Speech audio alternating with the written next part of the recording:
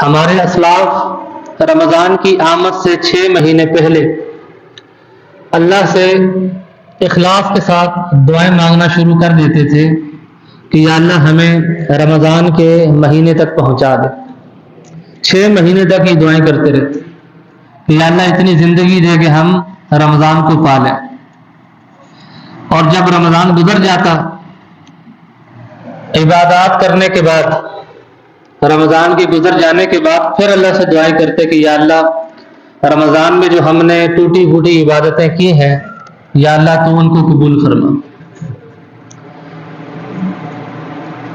یہ ایک مہمان ہے جو تیزی کے ساتھ جا رہا ہے. 5-6 دن رہ گئے ہیں. جس کے دل میں بیماری ہوتی ہے یا کوئی ایسا میزبان ہوتا ہے کہ جو مہمان سے تنگ ہو، وہ کہتا ہے بس یہ مہمان جلدی سے چلا جائے، کیونکہ ان کی آزادی چھن جاتی ہے.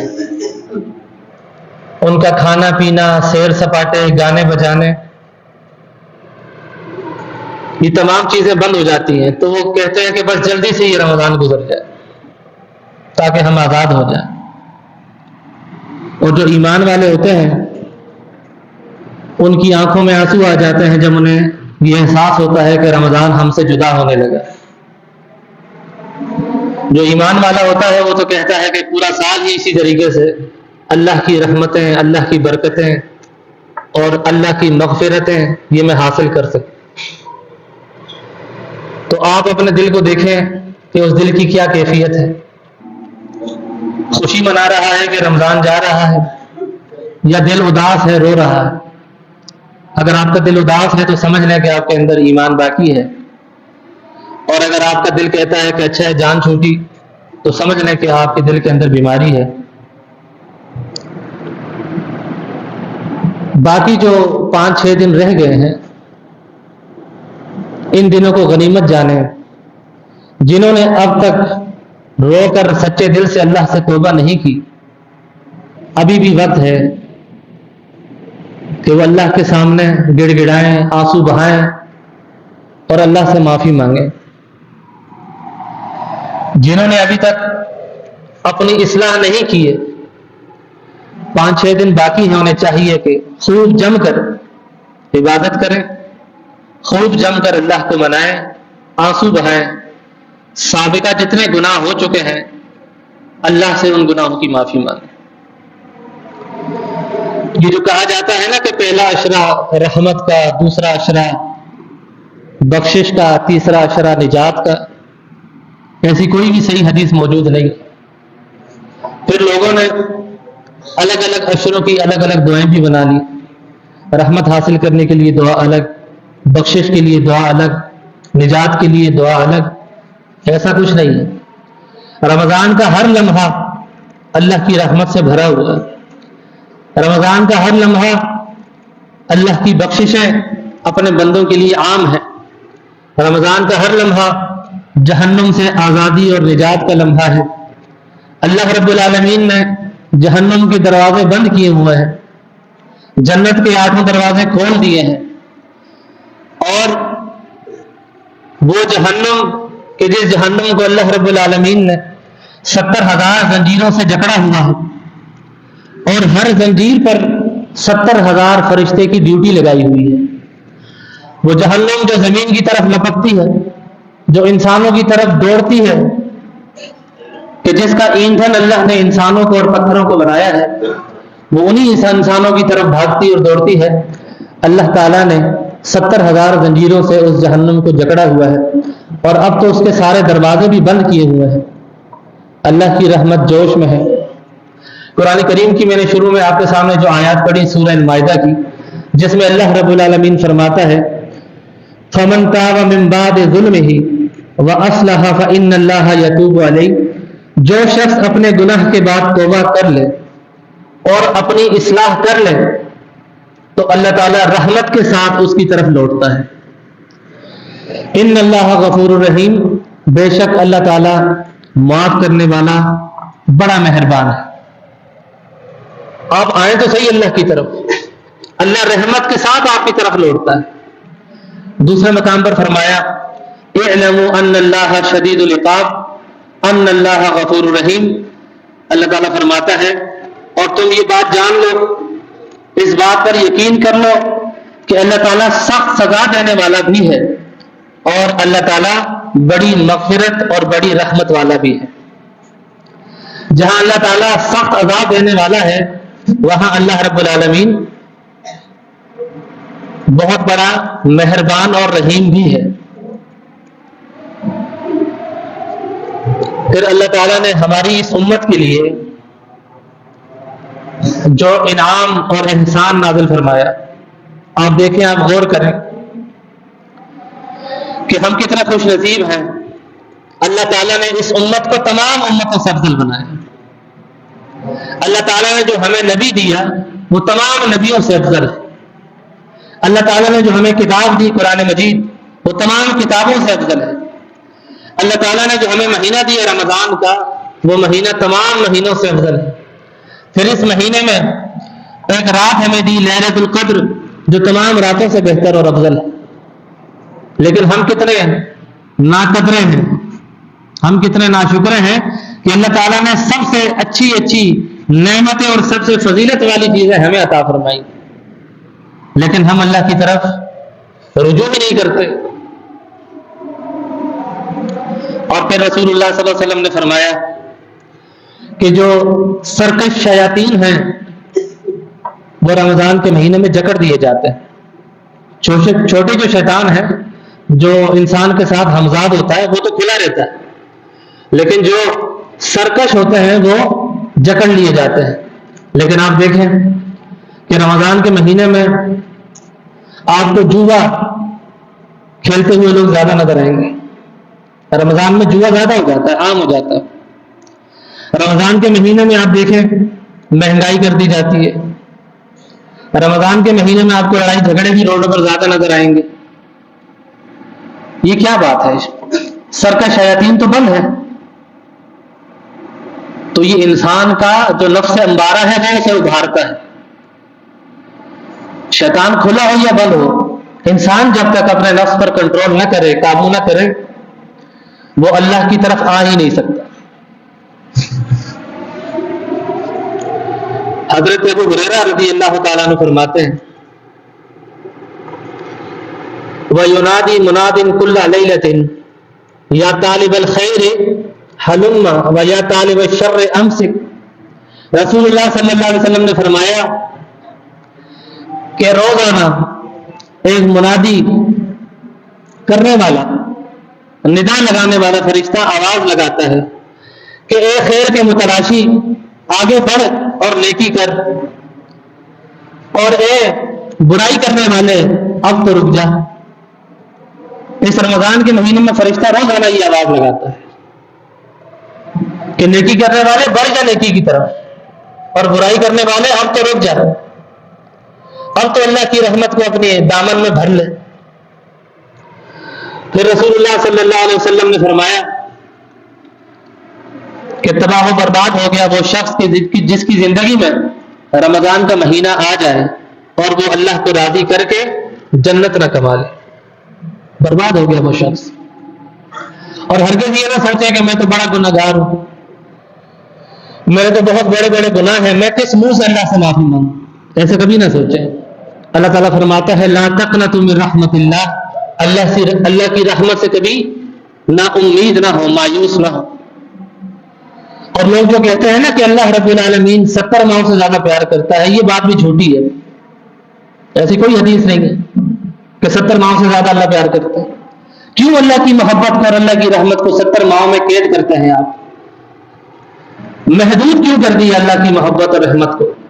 رسول اللہ صلی اللہ علیہ وسلم نے مثال دے کر سمجھایا، فرمایا اللہ کی رحمت اور محبت کے 100 حصے ہیں، ان 100 حصوں میں سے ایک حصہ اللہ تعالیٰ نے دنیا میں نازل فرمایا ہے جب سے دنیا بنی۔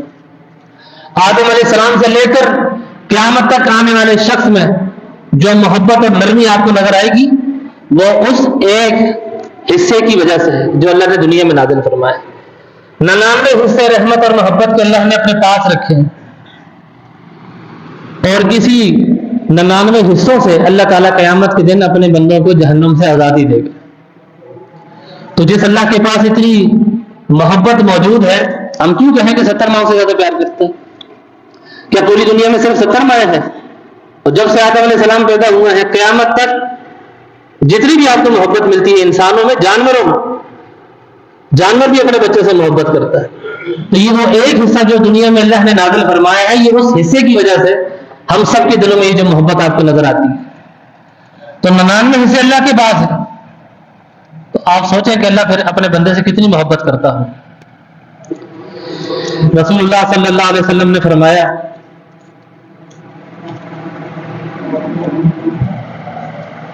صحیح ترغیب التہذیب کے اندر حدیث موجود ہے، حضرت ابو ہریرہ فرماتے ہیں کہ رسول اللہ صلی اللہ علیہ وسلم نے فرمایا کہ ابو ہریرہ، میں تمہیں نصیحت کرتا ہوں کہ شہر الصبر کے اور ہر مہینے کے 3 روزے رکھا کرو۔ شہر الصبر، نبی علیہ السلام نے رمضان کے مہینے کو صبر والا مہینہ کہا ہے، اور رمضان جو ہمیں سب سے بڑا درس دیتا ہے وہ صبر کا دیتا ہے۔ یہ تو بہت عام سا لفظ ہے نا، صبر کرو صبر کرو، اتنا عام ہو گیا ہے کہ اس کی اہمیت کا ہمیں اندازہ نہیں، اس کی اہمیت کا ہمیں اندازہ ہی نہیں ہے۔ اور ہم کیا سمجھتے ہیں کہ صبر کرنا کیا ہوتا ہے؟ کسی کا بیٹا مر جائے، کسی کا عزیز مر جائے، اور ہم اسے کہیں گے بھائی صبر کرو، رو مت، چیخو مت، چلاؤ مت، صبر کرو۔ ہم سمجھتے ہیں بس یہی ہے صبر کا مطلب۔ یہ صبر تو کافر بھی کرتا ہے، جب اس کا کوئی عزیز مر جائے صبر تو وہ بھی کرتا ہے، اس کا بھی بڑا اجر ہے، اس صبر کا بھی بہت بڑا اجر ہے۔ اللہ تعالیٰ فرشتوں سے پوچھتے ہیں، میرے فرشتوں، جب تم نے میرے بندے کے بیٹے کی یا عزیز کی روح کو قبض کر لیا، اس سے جدا کر دیا، تو میرا بندہ کیا کہہ رہا تھا؟ فرشتے کہتے ہیں یا اللہ وہ کہہ رہا تھا انا للہ و انا الیہ راجعون۔ اللہ فرماتا ہے اچھا میرے بندے نے یوں کہا، ایسا کرو میرے بندے کے لیے جنت میں گھر بناؤ اور اس گھر کا نام رکھو بیت الحمد۔ جنت میں یہ گھر بنایا جاتا ہے جس کا نام ہوتا ہے بیت الحمد۔ یہ صبر کرنے کا اجر ہے جب کسی کا انتقال ہو جائے۔ لیکن علماء عقیدہ فرماتے ہیں یہ صبر کی تیسری قسم ہے، اس سے پہلے 2 قسمیں اور ہیں صبر کرنے کی۔ جس بندے کے اندر وہ 2 قسمیں پائی جاتی ہو، پھر وہ یہ تیسری قسم پر صبر کرے تو اسے اجر ملے گا، اور اگر شروع کی 2 قسموں پر وہ صبر نہ کرتا ہو، پھر وہ اس تیسری قسم پر چاہے لاکھ صبر کرتا رہے اسے کوئی فائدہ نہیں ہوتا۔ وہ شروع کی جو 2 قسمیں ہیں نا اس کو سمجھیں، یہ رمضان ہمیں وہی سمجھانے آیا ہے۔ پہلی قسم اللہ کے احکامات پر صبر کے ساتھ عمل کرنا۔ اللہ نے جو ہمیں احکام دیے ہیں، ہم پر جو چیزیں فرض کی ہیں ان پر صبر کے ساتھ عمل کرنا۔ اب آپ کہیں گے عمل کرنا تو الگ چیز ہے، اس میں صبر کہاں سے آ گیا؟ مجھے بتائیں، صبح سے لے کر رات تک بھوکے پیاسے رہنا، اس میں صبر کی ضرورت ہے کہ نہیں ہے؟ نماز پڑھنے کے لیے وضو کرتے ہیں سردی میں ٹھنڈے پانی سے، صبر کی ضرورت ہے کہ نہیں ہے؟ مسجد اگر کچھ فاصلے پر ہو، نیند سے اٹھ کر چل کر مسجد جانا پڑے، صبر کی ضرورت ہے یا نہیں ہے؟ اس لیے فرمایا کہ اللہ کے احکامات پر صبر کے ساتھ عمل کرنا ہے۔ دوسری قسم، اللہ رب العالمین نے جو چیزیں حرام کر دی ہیں ان چیزوں کے ساتھ، ان چیزوں سے دور رہنا ہے صبر کرتے ہوئے۔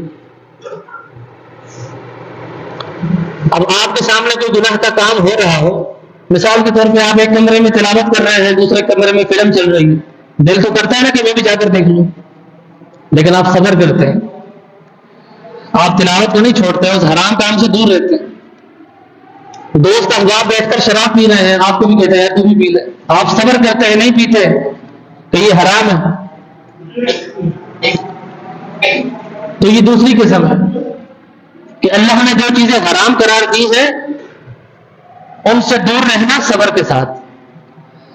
جس نے یہ 2 قسم کے صبر کر لی ہے، پھر اسے تیسری قسم کا جو صبر ہے اس کا فائدہ ہوگا۔ اللہ تعالیٰ اس کے لیے جنت میں گھر بنائے گا جسے بیت الحمد کہا جاتا ہے۔ رسول اللہ صلی اللہ علیہ وسلم نے فرمایا کہ 7 چیزوں کے آنے سے پہلے عمل کر لو، 7 چیزوں کے آنے سے پہلے عمل کر لو۔ فرمایا تندرستی سے پہلے جو سب کچھ بھلا دے۔ اگر آج اللہ نے آپ کو صاحب استطاعت بنایا ہوا ہے تو آپ عمل کر لیں، اس سے پہلے کہ تندرستی آ جائے۔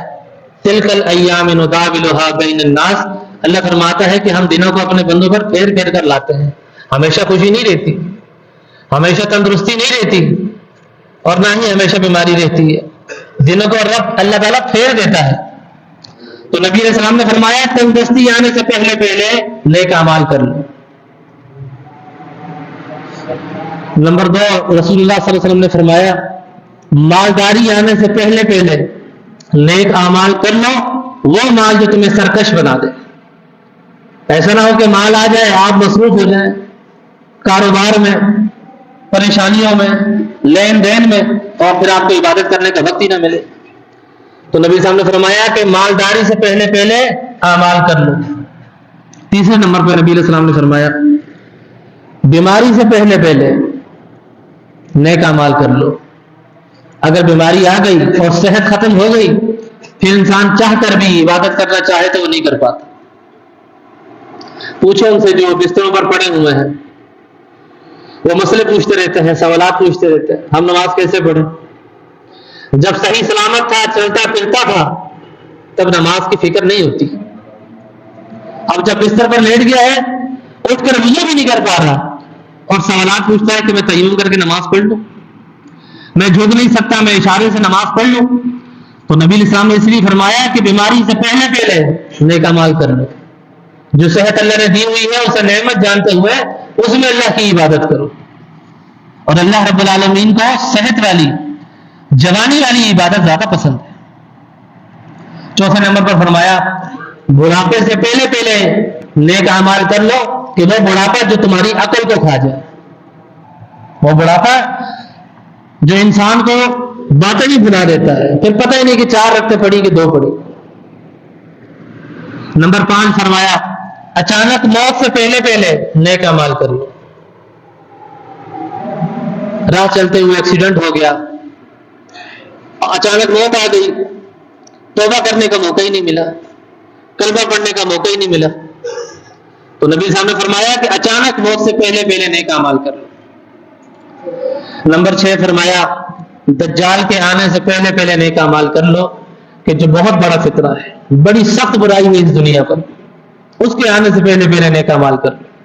اور نمبر 7 فرمایا قیامت سے پہلے نیک اعمال کر لو، کہ جب قیامت آ گئی تو وہ اتنی سخت ہے اور اتنی بڑی ہے کہ پھر تمہارے لیے توبہ کے دروازے بھی بند کر دیے جائیں گے۔ پھر انسان پکارتا رہے کہ یا اللہ میں توبہ کرتا ہوں، میرا سارا مال لے لے، سب کچھ لے لے، لیکن اللہ پھر توبہ قبول نہیں کرے گا۔ اب موقع ہے۔ تو مزید میرے بھائیوں جو 5-6 دن رہ گئے ہیں، اس کو غنیمت جانیں۔ ابھی تک اگر کسی نے روزہ نہیں رکھا تو وہ شروع کر دے، ابھی تک اگر کسی نے نماز کی پابندی نہیں کی تو وہ آج سے شروع کر دے، اگر کسی نے قیام اللیل نہیں کی ہے تو آج ہی شروع کر دے۔ یہ نہ سوچے کہ پورا مہینہ تو میں نے کیے نہیں، 5-6 دن میں کیا کر لوں گا، ایسا نہ سوچے۔ ہو سکتا ہے کہ کوئی لیلۃ القدر کی رات آپ کو نصیب ہو جائے، آپ عبادت کریں اور وہی رات لیلۃ القدر کی ہے اور اللہ تعالیٰ آپ کے گناہ معاف کر دے۔ ایسا بالکل نہ سوچے کہ جو میں نے پہلے کر دیا تو آئندہ بھی ویسے ہی کروں، ایسا نہ سوچے۔ یہ کیوں نہیں سمجھتے جو پہلے نہیں کیا وہ میں اب کچھ چند دنوں میں کر لوں؟ رسول اللہ صلی اللہ علیہ وسلم رمضان کے آخری عشرے میں اپنی کمر کو کس لیا کرتے تھے۔ سیدہ عائشہ صدیقہ رضی اللہ تعالیٰ عنہ فرماتی ہے نبی علیہ السلام خوب عبادت کرتے تھے آخری عشرے میں، اور پورے گھر والوں کو جگا کر رکھتے تھے اور ان سے بھی عبادت کرواتے تھے۔ سیدہ عائشہ فرماتی ہے کہ رسول اللہ صلی اللہ علیہ وسلم اتنی لمبی عبادت کرتے کہ آپ صلی اللہ علیہ وسلم کے پاؤں مبارک سوج جاتے۔ اب مجھے بتائیں کہ جس نے جنت کا دروازہ کھلوانا ہے، جس کا نامہ اعمال میں کوئی گناہ ہی نہیں ہے، وہ اتنی عبادت کر رہا ہے کہ پاؤں سوج گئے، اور میں اور آپ کیا کر رہے ہیں؟ حضرت حذیفہ رضی اللہ تعالیٰ عنہ فرماتے ہیں، سنن نبی داؤد کی حدیث ہے کہ میں نے دیکھا رسول اللہ صلی اللہ علیہ وسلم نے وضو کیا نماز کے لیے کھڑے ہوئے، سورہ فاتحہ پڑھی، سورہ فاتحہ کے بعد سورہ بقرہ پڑھی. سورہ بقرہ کتنی بڑی ہے؟ 2.5 پاروں پر مشتمل. سورہ بقرہ پڑھی پوری. پڑھنے کے بعد رکوع میں چلے گئے. رکوع میں جا کر اللہ کی اتنی تسبیح بیان کی اور اتنی دیر تک رکوع میں رہے جتنی دیر قیام میں کھڑے رہے. جتنی دیر قیام میں کھڑے رہے. سورہ بقرہ پڑھنے میں کتنا ٹائم لگتا ہے؟ اتنی دیر تک نبی علیہ السلام نے رکوع کیا اور اللہ کی تعریف بیان کرتے رہے. سبح قدوس رب الملائکۃ والروح سبحان ذی الجبروت والملکوت والکبریاء والعظمت، پڑھتے رہے بار بار. پھر فرماتے ہیں رکوع سے کھڑے ہوئے. رکوع سے کھڑے ہونے کے بعد اتنی دیر تک کھڑے رہے جتنی دیر رکوع کیا اور کہتے رہے لربی الحمد لربی الحمد لربی الحمد، بار بار یہ جملہ کہتے رہے کہ تمام تعریفیں اللہ کے لیے، تمام تعریفیں اللہ کے لیے. پھر اتنی دیر کھڑے رہے اور اس کے بعد سجدے میں گئے اور سجدہ اتنا طویل کیا جتنی دیر رکوع جتنی دیر قیام اتنی دیر سجدہ کیا اور سجدے میں اللہ کی تعریفات بیان کرتے رہے. پھر سجدہ کر کے بیٹھے اور اتنی دیر بیٹھے جتنی دیر سجدہ کیا اور بیٹھ کر کہتے رہے رب اغفر لی رب اغفر لی رب اغفر لی، اللہ مجھے بخش دے مجھے بخش دے. جبکہ اللہ کے نبی کا تو برا ہی نہیں. اتنی دیر بیٹھے رہے. پھر دوسرا سجدہ کیا، وہ بھی اتنا ہی طویل کیا اور پھر کھڑے ہوئے. پھر سورہ فاتحہ پڑھی. پھر سورہ آل عمران کی تلاوت کی. پھر اس کے بعد سورہ النساء کی تلاوت کی تیسری رکعت میں. پھر اس کے بعد چوتھی رکعت میں سورہ المائدہ کی تلاوت کی. یہ 4 کتنی بڑی بڑی صورتیں ہیں. ان 4 رکعتوں میں نبی علیہ السلام نے یہ 4 صورتیں پڑھی اور رکوع اور سجدہ اتنا طویل کیا کہ ہم نے کوئی 2 رکعتیں ایسی پڑھی ہیں پوری رمضان میں کہ جس میں اللہ کی اتنی حمد و ثنا بیان کی ہو، اللہ کی تعریف کی ہو، لمبا سجدہ کیا ہو، لمبا رکوع کیا ہو. یہاں تو امام صاحب اگر تھوڑا سا لمبا سجدہ کر لیں، تھوڑا سا لمبا رکوع کر لیں تو اس کو باتیں سناتے ہیں. اللہ کے نبی صلی اللہ علیہ وسلم جن کے نامہ اعمال میں کوئی گناہ نہیں ہے، جن کو اللہ نے گارنٹی دی ہوئی ہے کہ جنت کا دروازہ ہی آپ نے کھولنا، پھر بھی آنکھوں میں آنسو ہیں، پھر بھی اتنی لمبی لمبی عبادات ہے. سیدہ عائشہ صدیقہ رضی اللہ تعالیٰ عنہ نے جب آپ صلی اللہ علیہ وسلم کے پیروں میں یہ سوجن دیکھی اور فرمایا اللہ کے نبی آپ کیوں اتنی لمبی لمبی عبادت کرتے ہیں، آپ کے پاؤں سوج جاتے ہیں اور بعض اوقات مجھے ہلا کر دیکھنا پڑتا ہے کہ روح تو ہی قبض ہو گئی، تو اللہ کے نبی صلی اللہ علیہ وسلم دنیا سے چلے تو نہیں گئے اتنی دیر سجدے میں، آپ کیوں اتنی لمبی لمبی عبادات کرتے ہیں. نبی سے فرماتے ہیں عائشہ جس اللہ نے مجھ پر اتنی مہربانی کی ہے کہ مجھے بخش دیا ہے اور میرے لیے جنت کا اعلان کر دیا ہے، میں اس کی تعریف نہ کروں، میں اس کی حمد و ثنا بیان نہ کروں، تو مجھے بتائیں میں اور آپ کس کھیت کی بولی. ہمارے نامہ اعمال میں تو گناہ ہی گناہ، غلطیاں ہی غلطیاں. پھر ہمیں نہیں چاہیے کہ ہم 2 رکعتیں ایسی پڑھیں کہ اللہ راضی ہو جائے. 24 گھنٹوں میں سے صرف 2 رکعتیں ہم ایسی پڑھیں رات کی تنہائی میں اکیلے اللہ کے سامنے کھڑے ہو کر اور اپنے سارے گناہوں کو یاد کر کے کھڑے ہو جائیں اور ساتھ ساتھ اپنے گناہوں کو بھی یاد کریں، یا اللہ مجھ سے یہ غلطی ہوئی، مجھ سے یہ گناہ ہوا، میں بہت گناہ گار ہوں، مجھ جیسا کوئی گناہ گار نہیں، لیکن یا اللہ تجھ جیسا کوئی رحمان بھی تو نہیں، تجھ جیسا کوئی معاف کرنے والا بھی تو نہیں. اگر تو معاف نہیں کرے گا تو بتا میں کہاں جاؤں، میں کس سے معافی مانگوں. آپ کبھی اللہ سے باتیں کر کے تو دیکھیں، آپ کو دیکھیں دلی طور پر اتنا اطمینان اور سکون ملے گا. تو یہ بڑی تیزی سے لمحات گزر رہے ہیں، اس کا ہر لمحہ آپ کو جہنم سے دور کر رہا ہے، لیکن ہم انسان ہیں اتنے ڈھیٹ ہیں کہ ہم جہنم کی طرف لپکتے ہیں تیزی کے ساتھ، جنت کی طرف اتنی شوق سے اور تیزی کے ساتھ نہیں جاتے. حضرت عبداللہ بن جابر انصاری رضی اللہ تعالیٰ عنہ فرماتے ہیں ایک غزوے کے موقع پر ایک صحابی رسول ہاتھ میں کھجور پکڑی ہوئی اور کھا رہے ہیں اور آ کر نبی علیہ السلام سے پوچھتے ہیں اللہ کے نبی اس جنگ میں اگر لڑتے ہوئے میں مر گیا تو مجھے کیا ملے گا. نبی صاحب فرماتے ہیں کہ تم جنت میں جاؤ گے. اس نے وہ کھجور نہیں کھائی، کھجور دبی پھینک دی، تلوار لی اور میدان جہاد میں اتر گیا اور لڑتے ہوئے شہید ہو گیا. صحابہ نیکی کے کاموں میں اتنی جلدی کرتے تھے کہ وہ کھجور کھانے میں کتنا ٹائم لگتا ہے؟ یہ بھی کر سکتے تھے نا کہ کھجور کھا لوں بعد میں لے لوں گا، نہیں، وہی کھجور پھینک دی کہ اللہ کے نبی نے گارنٹی دے دی جنت کی، کھجور وہی پھینک دی اور میدان جہاد میں اتر گئے۔ رسول اللہ صلی اللہ علیہ وسلم ایک بار نماز پڑھا رہے تھے، نماز پڑھاتے ہوئے آپ صلی اللہ علیہ وسلم کو یاد آیا کہ میرے پاس صدقے کا سونا، ایک ٹکڑا سونے کا صدقے کا کسی نے مجھے دیا تھا تقسیم کرنے کے لیے، جو گھر میں پڑا ہوا ہے۔ نبی علیہ السلام نے سلام پھیرا اور جلدی سے گھر چلے گئے، جا کر وہ سونے کا ٹکڑا اٹھایا اور تقسیم کر دیا۔ صحابہ کرام نے فرمایا اللہ کے نبی کیا ہوا اتنی جلدی آپ چلے گئے؟ فرمانے لگے کہ وہ سونے کا جو ٹکڑا گھر میں پڑا ہوا تھا وہ میں نے صدقہ کرنا تھا، وہ میرے پاس امانت تھی، مجھے جیسے ہی یاد آیا اور میں نے کہا اس سے پہلے کہ مجھے موت نہ آ جائے اور وہ ٹکڑا میرے گھر میں نہ رہ جائے۔ آج ہم اس چیز کا خیال کرتے ہیں کہ ہم نے کس کے قرض دینے ہیں، ہم نے کس کی امانتیں دینی ہیں۔ آج کل تو لوگوں نے ایک نیا کام شروع کیا ہوا ہے، جس نے کسی کا قرضہ دینا ہوتا ہے نا وہ اعتکاف میں بیٹھ جاتا ہے، ٹائم دے کر نا آخری عشرے کا کہ یار عید سے پہلے پہلے میں آپ کا قرضہ لوٹا دوں گا، اور وہ آخری عشرے میں موبائل بند کر کے اعتکاف میں بیٹھ جاتا ہے۔ ایسے اعتکاف کا کوئی فائدہ نہیں کہ وہ بندہ آپ کے گھر کے چکر لگاتا رہے، وہ بندہ آپ کا موبائل بار بار ملاتا رہے، موبائل بھی بند ہے، آپ گھر پر بھی نہیں ہے، اب گھر جاتا ہے تو لوگ گھر والے کہتے ہیں وہ تو اعتکاف میں بیٹھا ہوا، اب آپ کو مسجد میں آ کر اٹھا بھی نہیں سکتا۔ آپ نے ناجائز فائدہ اٹھایا ہے نا اعتکاف کا، ایسے اعتکاف کا کوئی فائدہ نہیں۔ پہلے اللہ کے بندوں کے حقوق کا خیال کرنا ضروری ہے۔ اللہ رب العالمین نے اپنے نبی صلی اللہ علیہ وسلم پر وحی کے ذریعے یہ بتایا کہ جو دنیا میں میرے بندوں پر رحم کرے گا میں اس پر رحم کروں گا، جو میرے بندوں پر رحم نہیں کرے گا میں بھی اس پر رحم نہیں کروں گا۔ تو اگر ہم چاہتے ہیں کہ اللہ تعالی ہم پر رحم کرے، ہم سے محبت کرے، تو ہم اللہ کے بندوں پر رحم کریں۔ آپ دیکھ لیں اب عید آنے والی ہے، عید گزرتے ہی مسجدیں خالی ہو جائیں گی۔ اب یہ لوگ کہاں سے آتے ہیں جو مسجدیں آ کر بھر دیتے ہیں؟ کہاں سے آتے ہیں یہ لوگ؟ آسمان سے تو نہیں اترتے، اسی دنیا میں رہتے ہیں، لیکن پھر عید کے بعد کہاں چلے جاتے ہیں؟ عید کے بعد اللہ کے جو گھر ہیں یہ ہمیں اچھے کیوں نہیں لگتے؟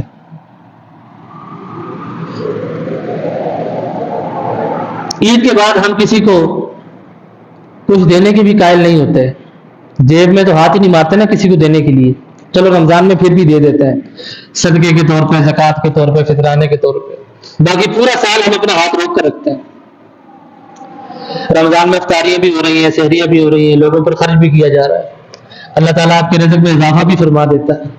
جبکہ اتنی مہنگائی ہو جاتی ہے، اس مہنگائی کے باوجود ہم سب اپنے گھروں میں فروٹ لاتے کہ نہیں لاتے؟ پورا سال شاید ہم اتنا فروٹ لاتے ہوں جتنا ہم رمضان میں لاتے ہیں۔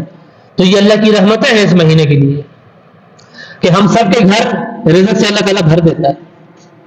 تو آپ سوچیں اگر یہی اعمال، یہی نیت جو ہماری رمضان میں بن جاتی ہے، یہی عبادات اگر ہم پورا سال کریں تو کیا پورا سال ہمارا گھر رزق سے بھرے گا نہیں؟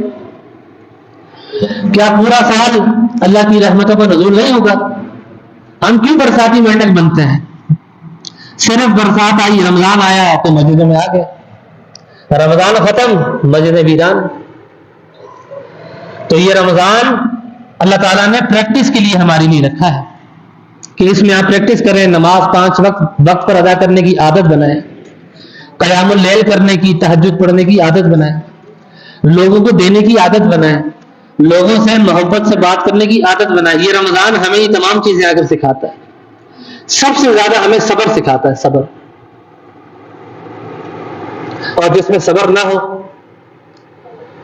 اللہ تعالیٰ نے قرآن کریم میں فرمایا والعصر، قسم ہے مجھے زمانے کی، ان الانسان لفی خسر، تمام انسان خسارے میں ہیں، تمام انسان نقصان میں ہیں، خسارے میں ہیں، الا الذین آمنوا، سوائے ان لوگوں کے جو ایمان لائے، وتواصوا بالحق وتواصوا بالصبر، اور جس نے حق کی تلقین کی اور صبر کی تلقین کی، حق کو اپنایا اور صبر کو اپنایا۔